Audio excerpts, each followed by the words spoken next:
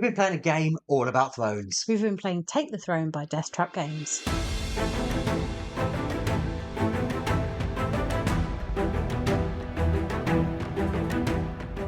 Hi, I'm Julian and this is Libby, and together we make up BoxedMeeples. Well, we've been incredibly fortunate to be sent a copy of Take the Throne from Death Trap Games, which is coming to crowdfunding this year. So together we're going to talk about 5 reasons why we have really loved this kind of card dueling fight as each of us trying to take the throne. So, what is it about this game that we've really loved?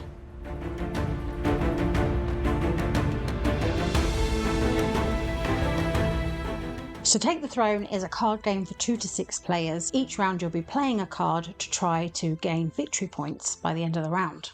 Yeah, imagine in popular TV shows, you're not actually playing the house. You're playing more of a kind of an influencer who has to whisper in each ears, manipulate the situation to their own benefit. Because as you play the game, who is the monarch is obviously going to change, and also which houses you're controlling will evolve as each of the rounds take place. Yeah, that I find quite different and interesting in this game. Usually you'll have a colour or a house or something, and then that's yours for the remainder of the game. But as whoever is in charge of the throne changes, so does your hand and your colour. So you're never really a house per se, which is something a little bit different than you see in other sort of quick card games similar to this.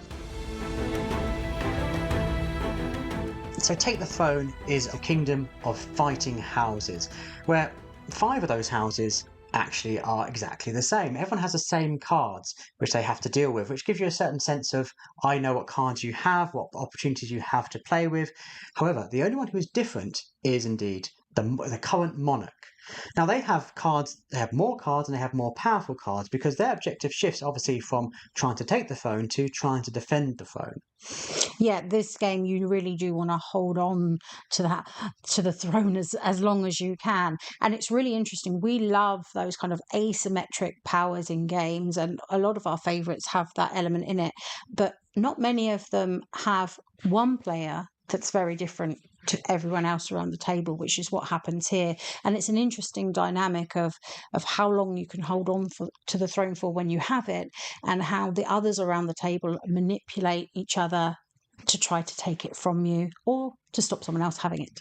Yeah, it's really great that obviously, as the name would suggest, thematically you want to take the throne because that's the purpose of the game, but also within the context of the game you want to take control of the throne because that gives you the strongest cards. Mm-hmm. So the key to this game is the monarchy, taking that throne and keeping it if you can. So you can win this game in 4 rounds if you manage to hold on to the throne, but that's actually really tricky to do, to hold it for all 4 rounds, because as you play each card, your cards only refresh back into your hand when the monarchy changes.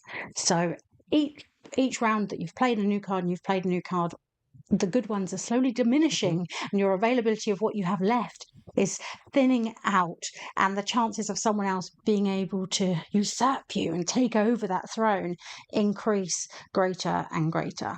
Yeah, as the monarch, you very much got a target on your head. All the other people need to be you, because if you are the monarch and you maintain the crown, you get 2 points, whereas if you're another house and you take the crown, you only get 1 victory point. So yeah, keeping that throne, it really stacks up the points comparatively to just being in play.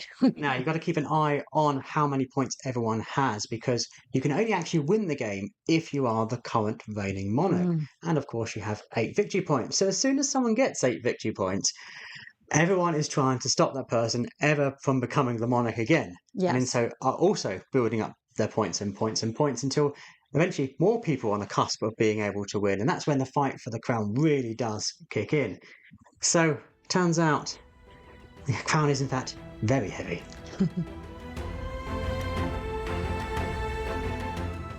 So we know how the king plays. He's super defensive. He doesn't want anyone else to become the monarch.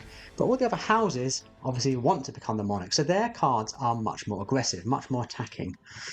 Yes, you have 3 cards in your hand that's going to allow you to potentially take the throne. But for example, one of the most powerful ones is charge.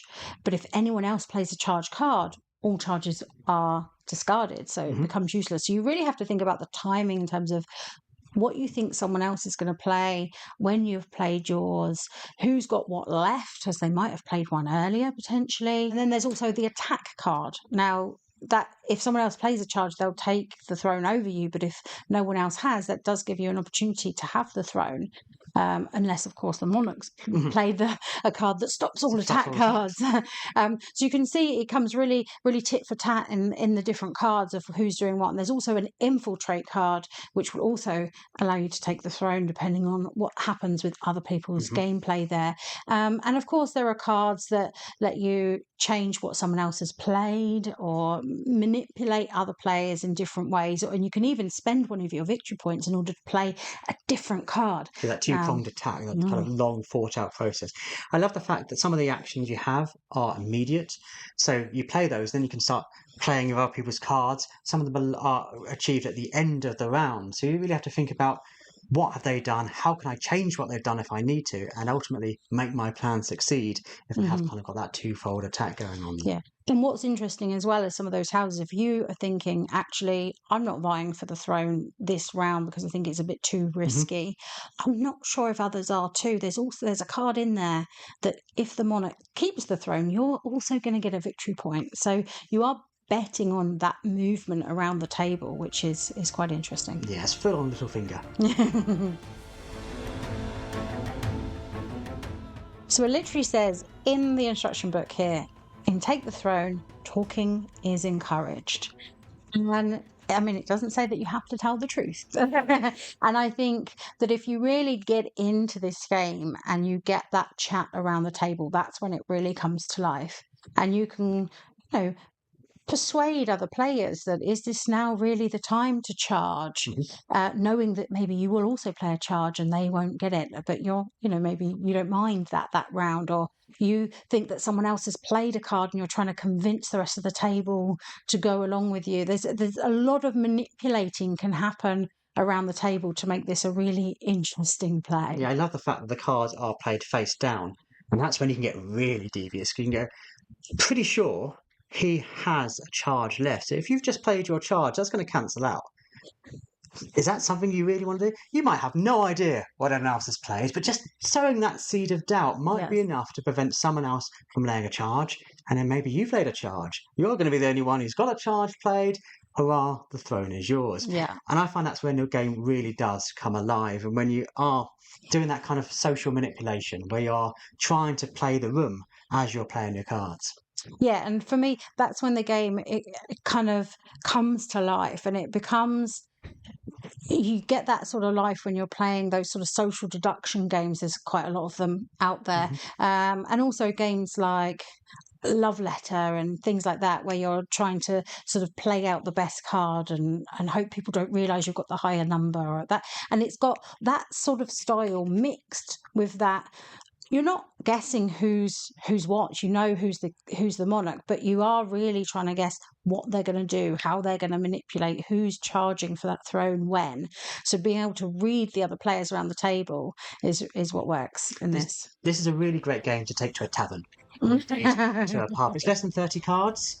It hasn't got a big table presence, and it does encourage that kind of interaction. So for non-gamers, it's quick to explain and very simple. And I'm pretty sure that after one round, everyone's going to quickly get it and know what's going on.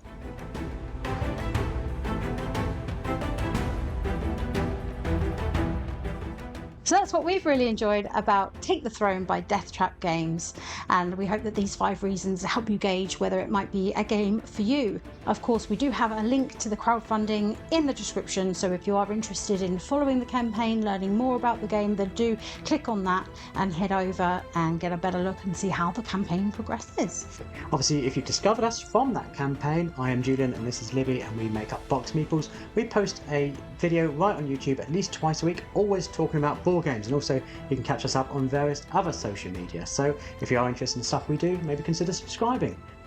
But in the meantime, thank you so much for watching.